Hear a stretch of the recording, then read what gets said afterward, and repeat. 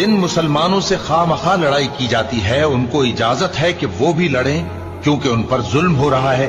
और अल्लाह उनकी मदद करेगा, वो यकीनन उनकी मदद पर कादिर है। ये वो लोग हैं कि अपने घरों से नाहक निकाल दिए गए, इन्होंने कुछ कसूर नहीं किया। हां, ये कहते हैं कि हमारा परवरदिगार अल्लाह है,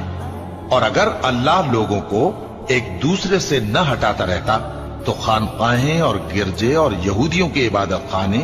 और मुसलमानों की मस्जिदें जिनमें अल्लाह का कसरत से जिक्र किया जाता है गिराई जा चुकी होती। और जो शख्स अल्लाह की मदद करता है अल्लाह उसकी जरूर मदद करता है, बेशक अल्लाह तवाना है, गालिब है। ये वो लोग हैं कि अगर हम इनको मुल्क में हुकूमत दे दें तो नमाज कायम करें और ज़कात अदा करें और नेक काम करने का हुक्म दें और बुरे कामों से मना करें और सब कामों का अंजाम